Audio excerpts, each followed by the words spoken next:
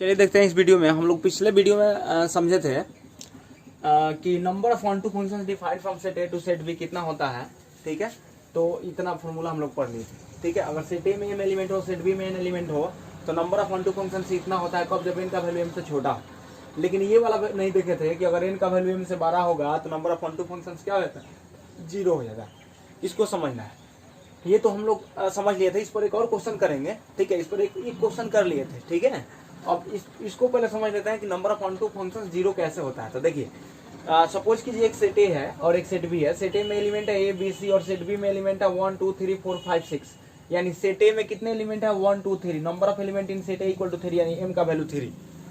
Set A having M elements, यानी set A having 3 elements, तो M का value 3 हो गया। ठीक है, and set B having 6 element, यानी एन का वैल्यू 6 हो गया। तो यहाँ एन का वैल्यू क्या है, एम से बड़ा है। 6 बड़ा है 3 से, यानी एन का वैल्यू एम से बड़ा है। इसका मीनिंग ये बनता है कि सेट ए से सेट बी में कभी ऑनटू फंक्शन बनेगा ही नहीं, वो इनटू फंक्शन होगा। देख लीजिए सीधे कभी भी ऑनटू फंक्शन नहीं बनेगा, बिकॉज इसमें 4 5 6 बच जाएगा। अब कुछ ना कुछ एलिमेंट बच जाएगा। ए से बी में आप ऑनटू फंक्शन बनाने का कोशिश कीजिएगा, ट्राई कीजिएगा, लेकिन होगा क्या कि इसमें कुछ ना कुछ एलिमेंट बच जाएगा जिसका प्री इमेज ए में बनेगा ही नहीं। देखिए, जैसे 1 2 3 का प्री इमेज बन गया, लेकिन 4 5 6 का प्री इमेज नहीं बना।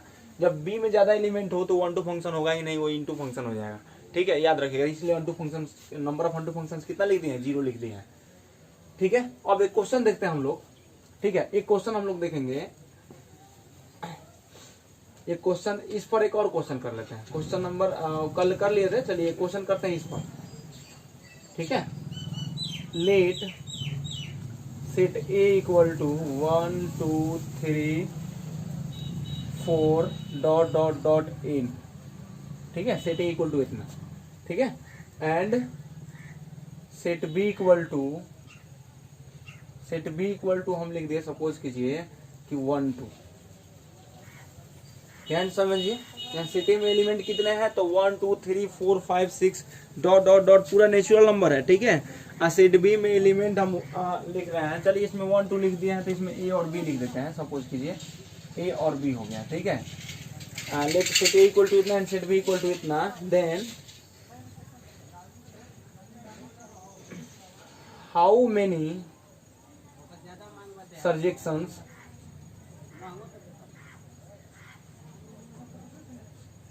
defined from set A to set B। देखिए, एकदम सिंपल। हम क्या बोल रहे हैं कि सेट ए में अगर n एलिमेंट है, सेट बी में यहाँ पर 2 एलिमेंट है, तो ए से बी में कितने नंबर ऑफ सर्जेक्शंस डिफाइंड होंगे। तो इसको कैसे निकालेंगे, देखिए, निकालने के लिए हम लोग क्या करते हैं, यहाँ पर लिखेंगे here number of element in set ए। कितने हैं, सेट ए में कितने एलिमेंट है, देखिए, तो 1 2 3 4 डॉट डॉट एन है, यानी एन है। यानी देखिए, यानी ये सेट ए में एन एलिमेंट है, यानी ये एम का वैल्यू है, एम का वैल्यू एन। ठीक है, and number of element in set B, तो सेट बी में कितने एलिमेंट है, तो सेट बी में कितने एलिमेंट है, 2 एलिमेंट है। ठीक है, सेट बी में कितने एलिमेंट है, 2 एलिमेंट है। ध्यान समझिएगा, if set A having m elements and set b having n elements, the number of surjections defined from set a to set b is sigma r equal to 1 से n minus 1 to the power n minus r n C R r का power m। ठीक है, तो इसमें जो है number of सर्जेक्शन निकालना है। तो सेट ए में कितने एलिमेंट है, n एलिमेंट है, तो n यानी m का वैल्यू n है। और सेट बी में कितने एलिमेंट है, 2 एलिमेंट है, तो यानी ये 2 किसका वैल्यू है, तो n का वैल्यू है। ठीक है, यानी ये जो वैल्यू है तो n का वैल्यू है। तो नंबर ऑफ सर्जेक्शन, तो देखिए यहाँ पर जो है ये ज्यादा, इसमें इस सेट ए में ज्यादा एलिमेंट है, सेट बी में कम एलिमेंट है, यानी ये वाला फॉर्मूला 0 तो होगा नहीं। ठीक है, यानी n का वैल्यू कम है, m का वैल्यू ज्यादा है। तो जब m का वैल्यू ज्यादा है तो ये वाला फॉर्मूला हम लोग यूज करते हैं। तो देखिए, number of one two functions कितने हो जाएंगे, तो फॉर्मूला क्या है, यहाँ पर लिखेंगे नंबर ऑफ ऑन टू या number of surjections, number of surjections equal to, तो देखिए formula sigma r equal to 1 से n minus 1 to the power n minus r n C R r का पावर n। यही ना formula है r का power m। तो देखिए, हम कैसे यहाँ पर वैल्यू रखेंगे, तो ये हो जाएगा सिग्मा r इक्वल टू 1, यहाँ n है, तो n का वैल्यू कितना है, 2 है, तो यहाँ पर 2 रख दीजिए।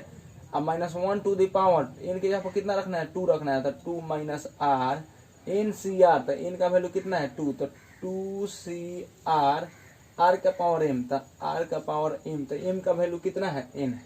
मतलब हम क्या किए, देखिए ध्यान समझिएगा, हम पुट कर दिए वैल्यू एन का और एम का। आर का वैल्यू अभी कुछ नहीं पुट किए हैं, बस जहाँ एन है उसका वैल्यू 2 रख दिए हैं, जहाँ एम है उसका वैल्यू एन रख दिया है, रख दिया। अब इसको सॉल्व करेंगे। देखिए सॉल्व कैसे करते हैं ये समझना है, सॉल्व करना है, इसको समझ लीजिए।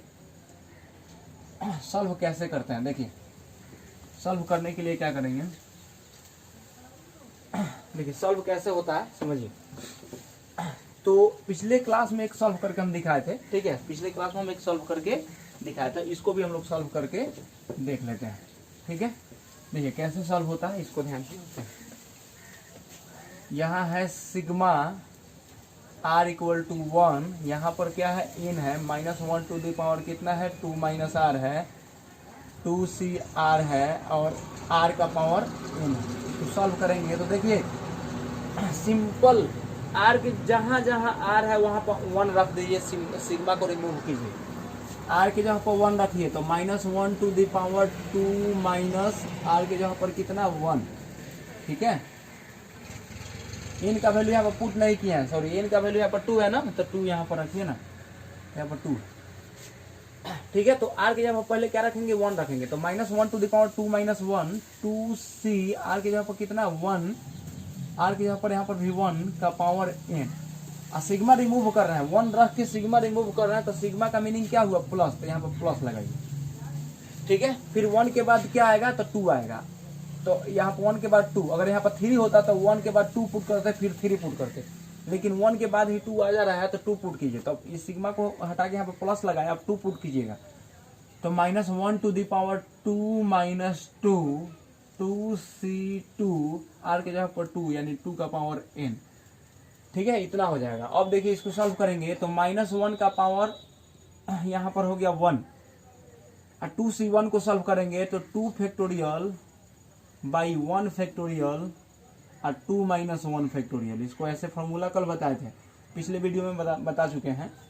और 1 का पावर n तो 1 ही हो जाएगा, ठीक है, प्लस यहाँ -1 का पावर कितना हो जाएगा, 2 माइनस 2 0 हो जाएगा, और 2c2 को सॉल्व करेंगे तो 2 फैक्टोरियल बाई 2 फैक्टोरियल और 2 माइनस 2 फैक्टोरियल, ठीक है, और 2 का पावर n है।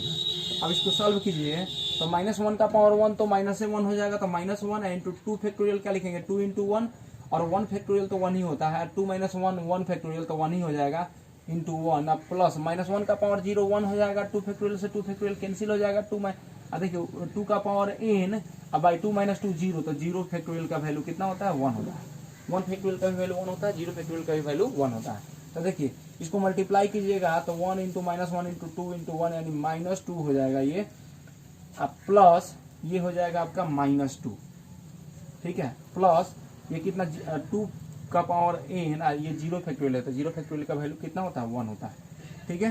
तो ये हो गया आपका 2 टू द पावर n -2, यानी इतना हो गया, एकदम सिंपल है। If set A having n elements and set B having 2 elements, then number of surjections defined from set A to set B is 2 to the power n -2, ठीक है, ये formula है, याद रखिएगा, 2 to the power n -2।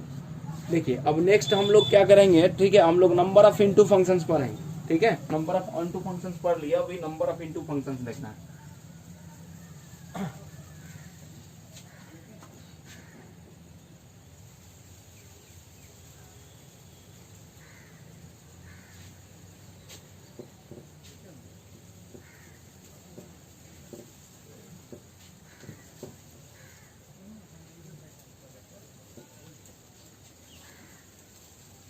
ठीक है, देखा जाए अब क्या देखना है, नंबर ऑफ इनटू फंक्शंस। तो देखिए आप लोग ये पता है नंबर ऑफ इनटू फंक्शंस कैसे निकालते हैं, तो जो फंक्शन ऑनटू नहीं होगा वो इनटू होगा, ये कन्फर्म है, तो जो ऑनटू नहीं होगा वो इनटू होगा, ठीक है।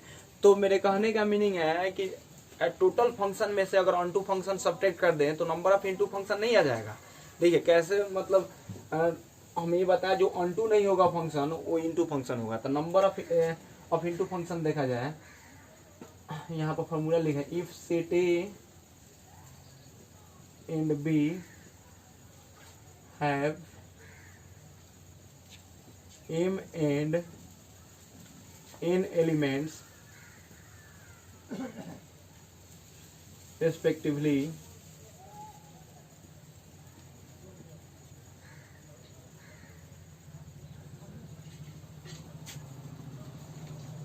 then number of into functions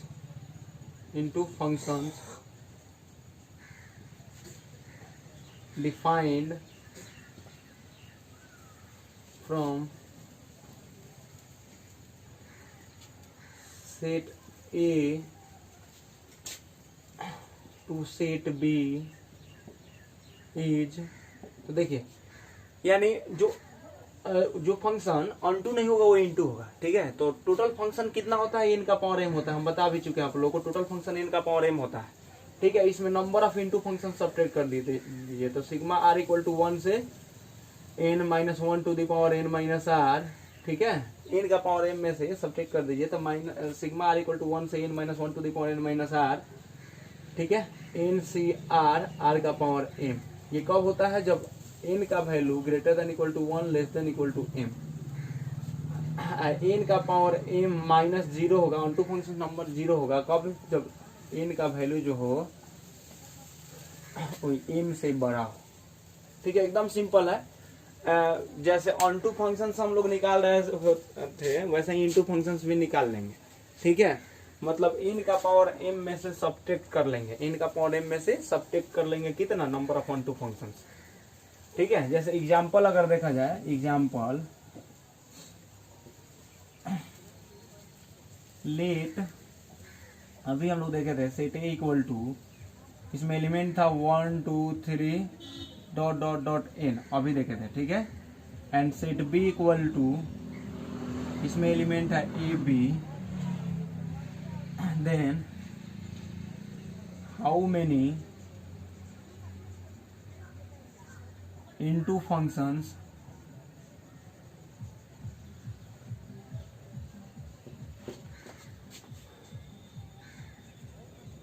can be defined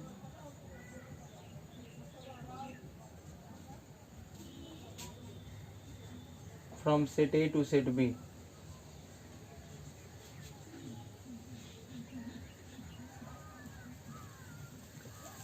ठीक है। तो अब देखिए हम लोग निकालेंगे, कभी निकाले थे नंबर ऑफ इनटू फंक्शंस, अगर निकाले हैं तो नंबर ऑफ इनटू फंक्शंस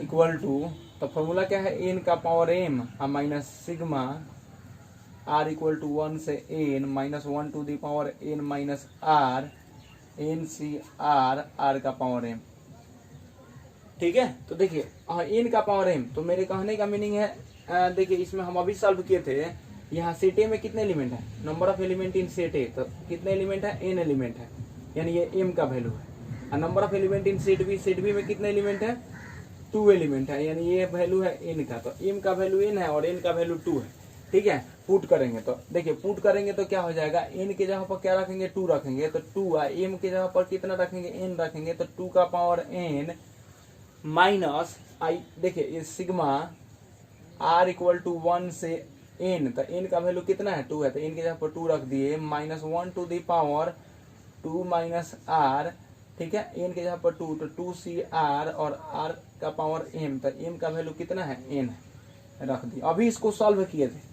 ठीक है। तो याद कीजिए कितना आया था, सॉल्व किए थे तो ये 2 to the power n minus, इसको सॉल्व किए थे तो आया था 2 to the power n minus 2, इतना आया था, ठीक है। इसको सॉल्व किए थे तो कितना आया था जी, 2 to the power n minus 2 आया था, 2 to the power n minus 2।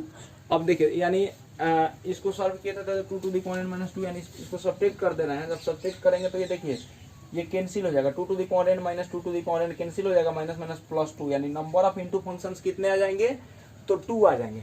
And if set A having n elements and set B having 2 elements, then number of into functions can be defined. Number of into functions can be defined from set A to set B is 2, यानी 2 ही होगा, ठीक है। अब देखिए, अब मेरे कहने का मीनिंग है, इसको समझते हैं थोड़ा सा, कि number of into function 2 formula से हम लोग ला दिए। अगर ऐसे चेक करते हैं तब देखिए,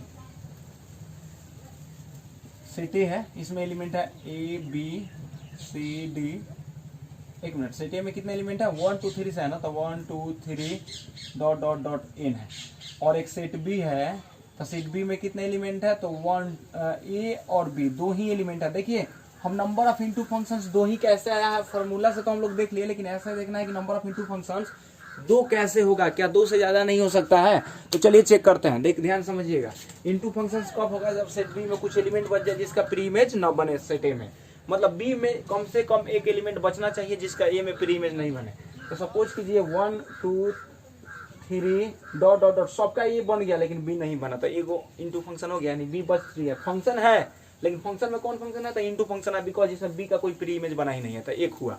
दूसरा अगर चेक करें कि इनटू फंक्शंस, तो इनटू फंक्शन अगर मान लीजिए पूरा ये बी से बना ले, पूरा ये इमेज बी से बना ले, ठीक है, तो ए बच जा रहा है कि नहीं, तो यहाँ पर ए बच जा रहा है जिसका प्री इमेज नहीं बन रहा है, तो अभी भी यानी ए बच जा रहा है। यानी दो ही ऑप्शन है, और मतलब यहाँ पर इनटू फंक्शन होने का, या तो पूरा एलिमेंट इसमें से ए से बना ले या पूरा एलिमेंट बी से बना ले, तो एक बच जाएगा। अगर ए से बना लेगा टोटल तो बी बच जाएगा, अगर बी से बना लेगा टोटल तो ये बच जाएगा, तो अभी इनटू फंक्शन होगा। यानी नंबर ऑफ इनटू फंक्शन कितना, ऐसे भी देखे तो दो ही आया, फॉर्मूला से भी देखे तो दो ही आया, ठीक है। तो दोनों समझ में आ गया होगा, ठीक है। चलिए अब देखेंगे हम लोग, चलिए देखते हैं अब बाइजेक्टिव फंक्शन, ठीक है। 1 1 onto फंक्शन बोलिए चाहे बाइजेक्टिव फंक्शन बोलिए, ठीक है, दोनों सेम है, 1 1 onto फंक्शन या बाइजेक्टिव फंक्शन। तो देखिए a function which is 1 1 and onto both is called bijective function. Simple है कि वैसा फंक्शन जो 1 1 भी हो onto भी हो, 1 1 भी होना चाहिए onto भी होना चाहिए, तो उस फंक्शन को हम लोग बाइजेक्टिव फंक्शन बोलते हैं, यानी 1 1 onto फंक्शन बोलते हैं, ठीक है। एग्जाम्पल, एक सेट ए है एक सेट बी है, सेट ए में एलिमेंट है A B C D and set B में एलिमेंट है 1 2 3 4, दोनों में नंबर ऑफ एलिमेंट्स इक्वल है, इसमें भी 4 एलिमेंट है इसमें भी 4 एलिमेंट है। तो मेरे कहने का मीनिंग क्या है, बाइजेक्टिव फंक्शन है, तो सबसे पहले इसको चेक कीजिए कि 1 1 है कि नहीं, तो 1 1 है, बिकॉज सेट ए में जितने भी एलिमेंट है उनका बी में डिफरेंट इमेज बना है। देखिए ए का 1 बना है, बी का 2 बना है, सी का 3, डी का 4, सबका अलग अलग इमेज बना है। ऐसा नहीं है कि ए और बी का एक ही इमेज 1 बन गया, ऐसा नहीं है, यानी ए बी सी डी सबका डिफरेंट इमेज बना है बी में, ठीक है, अलग अलग इमेज बी में बना है, यानी ये 1 1 फंक्शन है। अगर onto फंक्शन का बात किया जाए तो 1 1 फंक्शन तो हम लोग देख लिए कि है 1 1 फंक्शन है, onto फंक्शन भी है, बिकॉज बी में ऐसा कोई एलिमेंट नहीं है जिसका प्री इमेज ए में नहीं बना हो। सेट बी के टोटल एलिमेंट का प्री इमेज सेट ए में बन गया है, इसका मतलब ये onto फंक्शन भी है, तो ये फंक्शन 1 1 भी है onto भी है, तो ये 1 1 onto फंक्शन होगा, ठीक है, यानी बाइजेक्टिव फंक्शन हुआ। ये कौन सा फंक्शन हुआ, बाइजेक्टिव फंक्शन, इसको हम लोग क्या बोलेंगे, बाइजेक्टिव फंक्शन, ठीक है। अब देखिए यहाँ पर पॉइंट है कि if we have to prove y equal to F x is bijective function, then first of all prove F x is 1 1 and onto both, ठीक है। अगर कोई बोलता है कि y equal to F X एक फंक्शन है, ठीक है, तो उसको प्रूव करना है कि वह बाइजेक्टिव फंक्शन है, तो सबसे पहले आप लोग क्या प्रूफ कीजिएगा कि वो 1 1 है और onto दोनों है, तो 1 1 प्रूफ कीजिए और onto प्रूफ कीजिए, तो अब जाके वो बाइजेक्टिव प्रूफ हो जाएगा। चलिए हम एक एग्जाम्पल देखते हैं इस पर। एग्जाम्पल है, let set A equal to r - 3 and set b equal to r - 1 है, ठीक है। Consider the function f such that it tends to be defined by fx equal to इतना ही, ये 1 1 एंड onto, मतलब चेक करना है कि 1 1 एंड onto है कि नहीं, यानी बाइजेक्टिव फंक्शन है कि नहीं चेक करना, ठीक है। 1 1 onto यानी बाइजेक्टिव फंक्शन हो रहा है कि नहीं, थोड़ा चेक करते हैं। देखिए तो सबसे पहले 1 1 चेक करना होगा, ठीक है, तो 1 1 चेक करना है, तो सबसे पहले क्या करते हैं, देखिए इसका सॉल्यूशन यहाँ से सॉल्व कर रहे हैं हम इसको। तो लेट इसका डोमेन कितना है, सेट ए है, डोमेन सेट ए है, कोडोमेन सेट बी है, तो इसके डोमेन में डिफाइंड 1 1 चेक करने के लिए इसके डोमेन में डिफाइंड दो वैल्यू हम लोग क्या मतलब मानते हैं, तो देखिए दो वैल्यू हम लोग लिखेंगे। तो let x1 x2 belongs to set A, मतलब सेट ए डोमेन है, तो सेट ए में से दो वैल्यू हम लोग यहाँ पर लेट किए कि x1 और x2 सेट ए में से दो वैल्यू है, डिफाइंड दो वैल्यू है, ठीक है। Now fx1 equal to fx2 solve करेंगे, ठीक है, fx1 इक्वल टू fx2, तो देखिए सॉल्व करते हैं।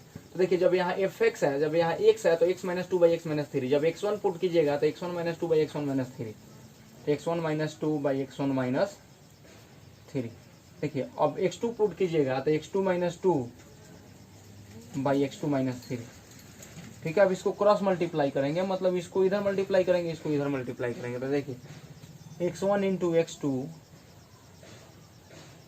माइनस 3x1 माइनस 2x2 माइनस माइनस प्लस 2 इंटू 3 6 इक्वल टू, अब इसको मल्टीप्लाई कीजिए तो x1 इंटू x2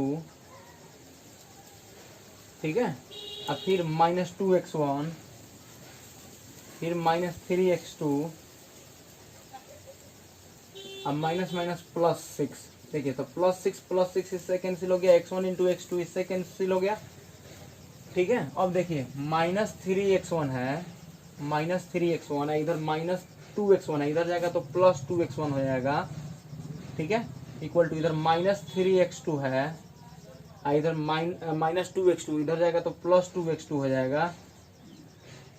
अब इसमें से सब्ट्रैक्ट कर दीजिए तो 2x1 - 3x1 यानी -x1 equal to 2x2 - 3x2, ठीक है, यानी -x2, ठीक है। तो ये माइनस माइनस क्या हो जाएगा, प्लस हो जाएगा, यानी आ गया x1 इक्वल टू x2, ठीक है। तो देखिए x1 और x2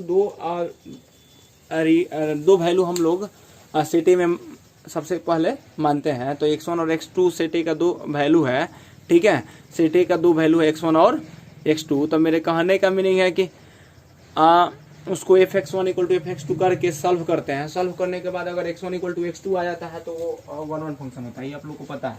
तो x1 और x2 सेट में से दो वैल्यू हम लोग लेट किए, ठीक है, और सॉल्व किए fx1 इक्वल टू fx2। इसको सॉल्व करने पर हमको आ गया x1 इक्वल टू x2, यानी 1 के कंडीशन को सेटिस्फाई कर रहा है। देयरफॉर हम लिख सकते हैं देयरफॉर fx इज 1 यानी फंक्शन जो है ये 1 प्रूफ हो गया, ठीक है, ये 1 हो गया। अब देखिए अब बाइजेक्टिव फंक्शन के लिए क्या होता है, 1 हो गया। अब ऑन टू भी चेक करना है, ठीक है, तो ऑन टू चेक करना है। तो देखिए ऑन टू चेक करते हैं, ध्यान समझिएगा। ऑन टू चेक करने के लिए हमको क्या करना होता है, range equal to codomain. Onto कोई फंक्शन ऑन टू तभी होता है, ऑन टू फंक्शन तभी होता है जब रेंज इक्वल टू क्या हो, कोडोमेन। चलिए हम इधर चेक कर देते हैं, ध्यान समझिए।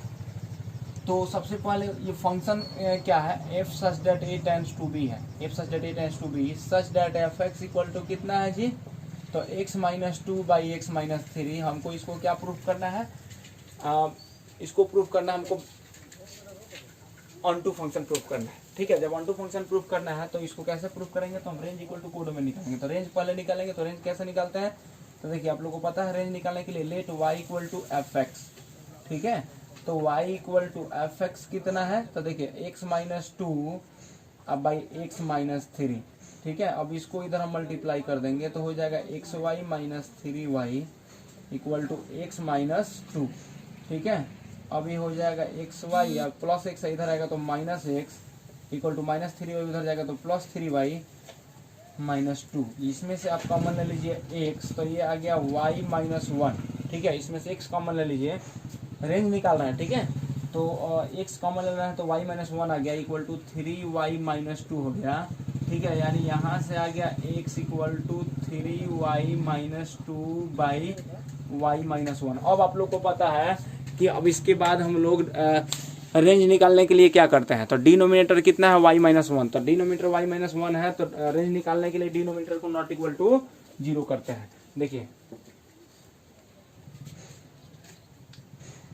डिनोमिनेटर निकालने के लिए, इसका रेंज निकालने के लिए डिनोमिनेटर को नॉट इक्वल टू 0 करते हैं। तो देखिए एकदम सिंपल है, यहाँ से एफ एक्स इक्वल टू कितना आया, एफ एक्स इक्वल टू आ गया 3y - 2 बाई y - 1। तो इसका रेंज निकालना है तो denominator y - 1 not equal to 0, यानी y नॉट इक्वल टू 1, यानी रेंज कितना हो गया, देयरफॉर रेंज हो गया आपका, रेंज टोटल रियल नंबर होगा लेकिन 1 नहीं होगा, यानी 1 को हम लोग क्या किए, सब्ट्रैक्ट कर लिए, तो रेंज आ गया r - 1। तो देखिए इसका कोडोमेन कितना है, रेंज तो निकाल लिया, अब कोडोमेन देखिए, तो कोडोमेन कितना है, सेट बी है, कोडोमेन सेट बी है, तो सेट बी कितना है, r - 1 है इक्वल टू सेट बी, यानी कोडोमेन हो गया, ठीक है। तो range equal to codomain proof कर दिए, तो क्या हो गया, ऑन टू फंक्शन हो गया, ठीक है। Therefore f x is onto, ठीक है, ऑन टू प्रूफ कर दिए।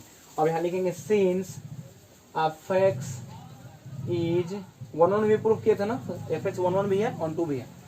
Since f x is 1 and onto both, ठीक है।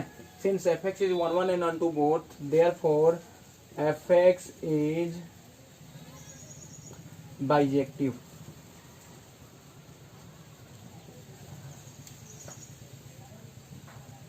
ठीक है, यानी 1 भी है, ऑन टू भी है, ठीक है। अगर 1 भी है ऑन टू भी है तो उसको बाइजेक्टिव फंक्शन बोलते हैं। तो एकदम सिंपल है, अगर कोई फंक्शन है f y equal to F x, उसको बाइजेक्टिव प्रूफ करना है तो सबसे पहले आप क्या प्रूफ कीजिएगा, 1 1 प्रूफ कीजिएगा, फिर ऑन टू प्रूफ कीजिएगा। अगर 1 1 ऑन टू दोनों प्रूफ हो जा रहा है इसका मतलब कि वो बाइजेक्टिव फंक्शन है। ठीक है, अब देखिए, अब देखेंगे हम लोग number of bijective functions defined from set A to set B, मतलब सेट ए से सेट बी में कितने बाइजेक्टिव फंक्शंस डिफाइंड होंगे उसको देखते हैं। चलिए देखते हैं अब नंबर ऑफ बाइजेक्टिव फंक्शंस। तो if set A in set B have n elements the number of bijective functions defined from set A to set B is n factorial. ठीक है, n फैक्टोरियल मतलब ए से बी में कितने bijective functions defined होंगे, तो n factorial, यानी 1 1 on two functions कितने होंगे, बाइजेक्टिव फंक्शन बोलिए चाहे 1 1 ऑन टू फंक्शन बोलिए, n फैक्टोरियल होता है। थोड़ा सा प्रूफ करते हैं n फैक्टोरियल कैसे होता है। देखिए, तो बाइजेक्टिव फंक्शन होने के लिए 1 1 भी होना चाहिए, ऑन टू भी होना चाहिए। तो देखिए a1 जो है, a1 इस सेट ए में एलिमेंट है a1 a2 a3 dot dot dot an, set B में एलिमेंट है b1 b2 b3 dot dot dot bn, यानी सेट ए में n एलिमेंट है, सेट बी में भी n एलिमेंट है, दोनों में नंबर ऑफ एलिमेंट्स इक्वल हैं। ठीक है, तो अगर a1 b1 से इमेज बना लिया सपोज कीजिए, तो 1 1 होने के लिए a2 b1 से नहीं बनाएगा, बाकी a1 को छोड़कर बाकी एलिमेंट इससे b1 से इमेज नहीं बना सकता है। ठीक है, तब जाके 1 1 होगा। यानी अब मेरे कहने का मीनिंग है, अगर a1 b2 से बना लिया तो बाकी एलिमेंट जो है सेट ए में वो b2 से नहीं बनाएगा। अगर a1 b3 से बना लेता है तो सेट ए में बाकी जो एलिमेंट है वो b3 से इमेज नहीं बनाएगा। यानी मेरे कहने का मीनिंग है, a1 के पास ऑप्शन कितना है सेट बी में इमेज बनाने का, तो यहाँ पर लिख सकते हैं a1 can form their image in set B in n ways. कितने तरीके से इमेज बना सकता है, तो n तरीके से बना सकता है। अब a2 के पास ऑप्शन कितना है, 1 1 होने के लिए। अब a1 जिससे बना लिया, सपोज कीजिए a1 b1 से बना लिया, तो a2 b1 से नहीं बनाया गया, यानी a2 के पास कितने ऑप्शन, तो ऑप्शन एक ऑप्शन कम हो गया, यानी a2 can form their image in set B in n-1 ways. ठीक है, इन n-1 वेज। ठीक है, वैसे a3 के लिए कितना ऑप्शन हो छूट गया, दोनों में नंबर ऑफ एलिमेंट इक्वल है। ठीक है, दोनों में नंबर ऑफ एलिमेंट इक्वल है, यानी मेरे कहने का मीनिंग है, इसके लिए अगर n है तो इसके लिए n-2 है, इसके लिए n-3 है, ऑप्शन तो घटते जाएगा ना। तो a1 के लिए n तरीका से मतलब इमेज बना सकता है बी में, a2 n-1 तरीका से,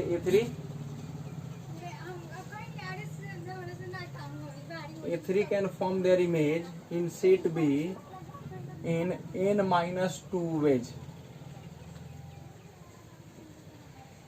ठीक है, वैसे ही डॉट डॉट डॉट अगर हम लोग n का निकालें तो n के पास कितना लास्ट सब तो बना लेगा, तो n के पास लास्ट एक ही ना ऑप्शन बच जाएगा।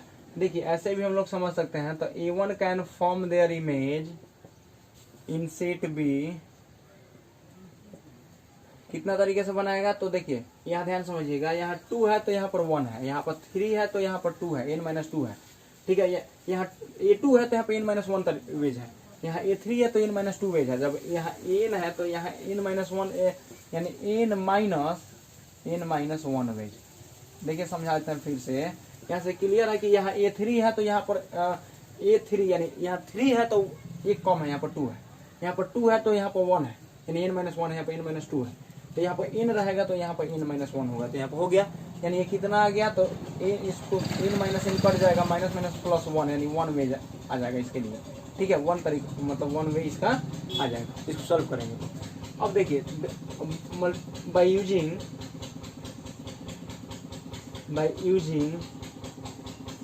मल्टीप्लिकेशन प्रिंसिपल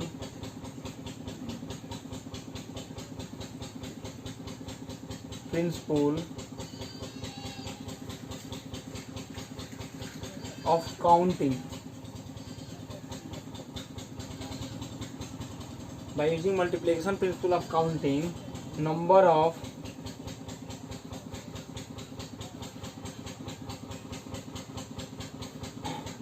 bijective functions या 1 1 and 2 functions, 1 1 and 2 functions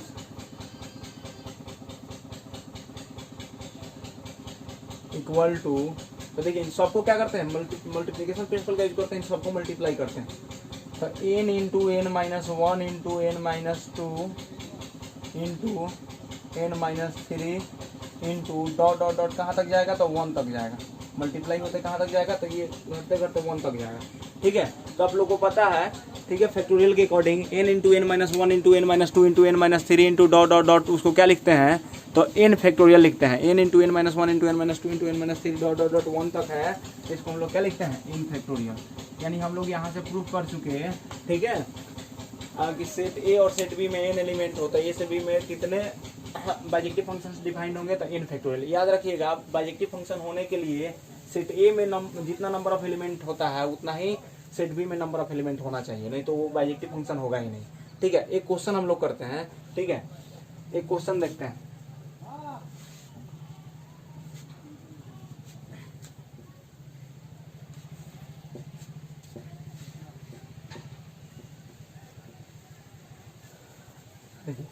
question देखते हैं,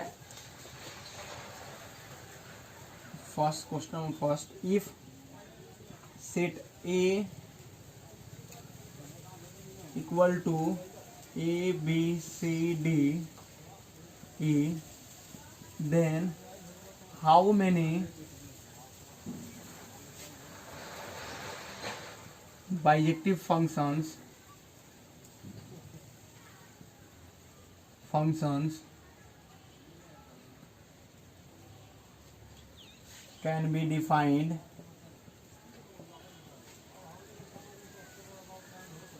from set A to A। अगर सेट ए में 5 एलिमेंट है तो ए से ए में कितने बाइजेक्टिव फंक्शंस डिफाइंड होंगे। ठीक है, इसको निकालने के लिए हम लोग क्या करते हैं, ध्यान समझिएगा। तो ये फार्मूला है, देखिए, number of element in set ए कितने हैं, तो 3 4 5 एलिमेंट है, यानी नंबर, इसको बनाएंगे ऐसे, तो here number of element in set A equal to 5। ठीक है, देयरफॉर नंबर ऑफ, ये इनका वैल्यू है, नंबर ऑफ बाइजेक्टिव फंक्शंस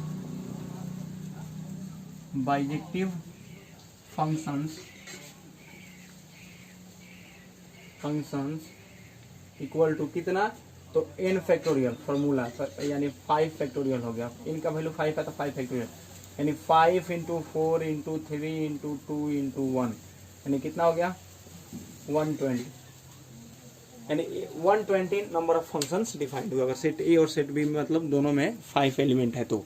ठीक है, अब देखिए, इसके बाद हम लोग एक और क्वेश्चन देखते हैं। देखिए, इस क्वेश्चन में if this set A contains 5 elements and set B contains 6 elements, the number of 1 1 and on 2 mappings from set A to set B is, option है 720 120 0 नन ऑफ दिस।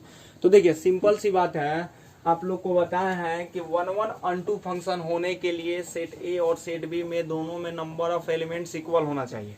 लेकिन यहाँ सेट ए में 5 element है और set B में 6 element है, तो set ए और सेट बी में नंबर ऑफ एलिमेंट्स इक्वल नहीं है। यहाँ पर 5 और 6 इक्वल नहीं है। ठीक है, सेट ए में 5 एलिमेंट है, सेट बी में 6 एलिमेंट है। इसका मतलब कि set A and set B having 5 and 6 elements, it means both not having equal elements, number of equal elements जो नहीं रख रहा है। ठीक है, इसमें 5 एलिमेंट है, 6 एलिमेंट है, therefore number of bijective function is 0। आपको बताया है, बाइजेक्टिव फंक्शन होने के लिए दोनों में नंबर ऑफ एलिमेंट्स इक्वल होना चाहिए, लेकिन एक में 5 है, एक में 6 है, इसका मतलब वो बाइजेक्टिव फंक्शन बनेगा ही नहीं। देखिए, बाइजेक्टिव फंक्शन कैसे नहीं बन रहा है, तो सेट ए है, इसमें एलिमेंट है ए बी सी डी, ये 5 एलिमेंट है। देखिए, सेट बी है, उसमें 6 एलिमेंट है, तो 1 2 3 4 5 6, तो देखिए ये बाइजेक्टिव फंक्शन होगा ही नहीं, इसमें एक एलिमेंट बच जा रहा है। देखिए, तो बाइजेक्टिव के लिए क्या होना चाहिए, 1 1 भी होना चाहिए, 2 भी होना चाहिए, तो 1 1 तो है लेकिन 2 नहीं है, बिकॉज 6 इसमें एलिमेंट बच गया जिसका प्री में जिसमें बना ही नहीं। ठीक है, तो दोनों में नंबर ऑफ एलिमेंट्स इक्वल नहीं है, देयरफॉर ये इसका बाइजेक्टिव फंक्शन जो है वो नंबर ऑफ बाइजेक्टिव फंक्शन 0 होगा, यानी इसमें 1 1 2 फंक्शंस का जो नंबर ऑफ मैपिंग्स है वो क्या होगा, 0 होगा, बिकॉज दोनों में नंबर ऑफ एलिमेंट्स इक्वल नहीं है। ठीक है, नेक्स्ट वीडियो में आगे देखेंगे हम लोग कंपोजिशन ऑफ फंक्शन।